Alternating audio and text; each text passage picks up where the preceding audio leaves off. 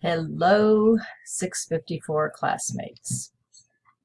I don't know if it's morning, afternoon, or evening because I have recorded this upteen times and it is forever lost in YouTube land. So I'm trying it again. Bear with me. All right, I'm Donna Robinson. This is my social skills training PowerPoint. I chose social skills because it's something that I'm very passionate about, whether it's part of special ed or just everyday living, teaching it to your children, practicing it among your professional job and co-workers. I think everyone needs a little bit of SST training. But this particular focus is on our jobs as special ed teachers. So, in saying that, social skills are ways of dealing with others that create healthy and positive interactions, something we all strive for. People who have social skills communicate clearly, calmly, and respectfully, something that's kind of lost right now in the world. They show consideration for the feelings and interest of their peers. Social skills training can be used to address foundational social skills such as imitation, initiating interactions, play skills, and understanding and regulating emotions. And right now I'm working real hard to regulate my emotions since I have repeated this so many times. Sorry, me and technology, we don't like each other. SST refers to any adult-directed instruction in which social skills are targeted for improvement. SST usually occurs in a group or an individual format and may also include facilitated practice in a classroom setting. As a teacher, I've done it in the general ed class as a whole initial group. I've done it in my mild mod classrooms with small groups, and then very much going into mod severe now will be very much a part of a one-on-one with our ASD students. You got to have a goal, a targeted goal. Usually goals for SST address developing or improving a particular social goal. This could be anything from how your student plays cooperatively, takes turns, sharing, their foundational skills, how they pay attention, imitation, language and communication, expressing, listening, interpreting, conversation, to emotions, coping strategies, huge. How do they handle when they're frustrated? Right now I'm very frustrated and I'm on the verge of tears, so I need to practice my own social skills training. Fear, a huge component that we deal with our students. I think more mild mod, obviously, than mod severe. Social skills training meets the evidence-based practice criteria, which we also have been studying. The practice has been effective from preschoolers through high school learners. Just because they're in high school, and I don't care if they are ASD or they are in the general ed classroom, high schoolers need social skills training. What I love about social skills training, it works for all students, all people, all grades, all ages. Did I do that one? Sorry. If I was doing a PD in a classroom with all of you right now, I'd probably die. But since I'm on the computer in the privacy of my office, one thing I would like to do is do a reflection in our everyday engagement with students. What are some of the social skills we as teachers model for our students?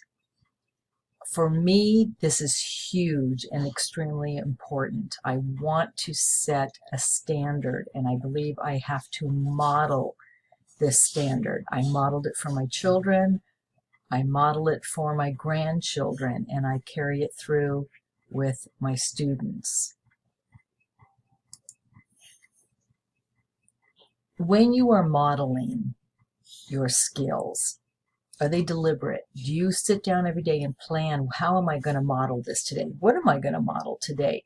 Or is it instinctive? Were your social skills and social graces taught to you at a young age?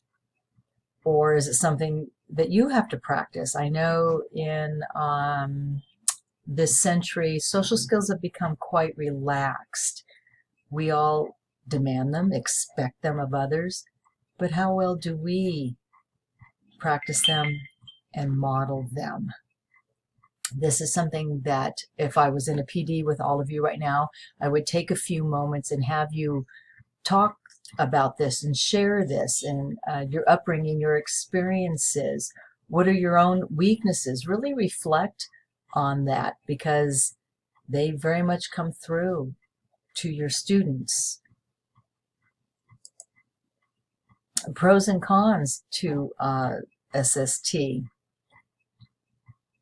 The con, I'm going to shoot first, I think is just the hard work and consistency. So in the long run, it's not even a con. It's progression, never-ending work every single day through your observation, keeping the data and practicing every single day, regardless of what type of student you teach. That's the con, if you want to call it a con, because it's just effort. The pros are the small little successes that you see and encounter with your students. There was a psychologist, Albert Bandura, hope I'm saying his name correctly. He defined self-efficacy as one's belief in one's ability to succeed in specific situations or accomplish a task. I think some of us have that and others we struggle. But he does say that implementing a social skill is effective even to those who do not have that self-efficacy. That is a part of learning and gaining and teaching them and seeing the rewards of them accomplishing it and feeling good and developing it. The earlier the start, of course, the better. I don't care if it's your students or your own children. We all know the earlier we get started with this, the greater accomplishments we're going to have. It's very important to train social skills early before the student becomes more and more distressed about their social isolation, which may become worse and manifest as a serious behavior in adolescence. That is our job in the classroom, working with that, hopefully that we can help these students to deal with this so that they don't carry this through adolescence. In reality, an ASD child will. They don't ever truly overcome and outgrow, but there are tools to give them, to teach them, to use to help themselves. One downfall of social skills instruction is often that learners do not generalize these skills outside the training setting. And I think that goes in everything that we as teachers model, show, interpret, and teach. Once they go home, we have no control. You hope that when they are at home, it is still being practiced and learned. I mean, that's where it all should start with in the first place. But we know that's not always the case. So all we can do is do the best we can do for the time that we have them during the day to give them the tools to help themselves. Now, something that's been going around for the last couple of years that I am a huge fan of, it's not something new, it's been around for probably centuries, but mindfulness. It has now been brought into the classroom, whether it's a general ed classroom or special ed classroom, to teach children with all kinds of everything and anything to nothing, how to deal with themselves. Whether you have ADHD or autism, you suffer from just some stress and anxiety. Mindfulness is powerful. I think above even our students, we as teachers need to take a few moments of the day, easier said than done, to practice it, even if it's on your lunch, before you start school, and definitely before you get home. I know I used to ask my children when raising them to give me a few minutes to decompress because I didn't want to beat them. Not that I ever did. But they got the point. They knew Mama needed a few minutes to decompress and to be at her best for them for the rest of the evening.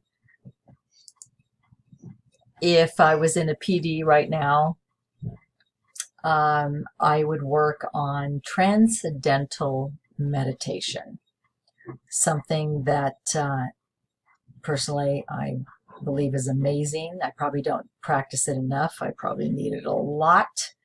I think I came out of my mother's womb highly stressed. And when I do practice it, it is amazing. Now, for it to be highly effective, they ask for it to be done 15 to 20 minutes a day. Obviously, as teachers, we cannot do 15, 20 minutes a day with our students. Sometimes it's even hard for us to get our own 15 minutes a day in. I mean, even if you did it at lunch, you're taking up your lunch. But if I was with all of you right now in a PD, I would definitely love to show you, introduce you, expose you to it, where we would practice it for a couple of minutes. And one of the things you do is you recite to yourself a mantra. Now, for me, I will recite a prayer, but obviously in the classroom, I can't say to my students to pray. So I give them a mantra, something as simple as reciting to themselves, I am grateful, I am grateful. Even if it's done for a few minutes, it helps them to calm, to focus, to bring themselves back into the moment. When I'm in my classroom for my students, I put on incredible binaural beat, relaxing music. My co-teacher and I and my aides, we've noticed a huge difference with our students when we do this. And we do this every day. We practice it every single day with them for a few minutes, sometimes even several times a day. And we have seen a great improvement in a lot of their behaviors because of it. It teaches them how to come back around and gain control. Now, I realize with Mod Severe, this is a greater challenge depending on how severe the severe is. It's been extremely successful with Mod students. And I will even encourage my aides when they are beside themselves to go, even if they take a walk around the football field, and pull themselves together through the meditation. It doesn't necessarily have to be sitting in a chair with the music, something to, whatever it takes to bring you back around to calm you. But in using it with our students, we have noticed a beautiful success with it, which is why I wanted to introduce it and show it in my PowerPoint. The strengths in SST, and I know I didn't cover this and go over this with extreme detail. I always look at these little things we do as exposure, not mastery.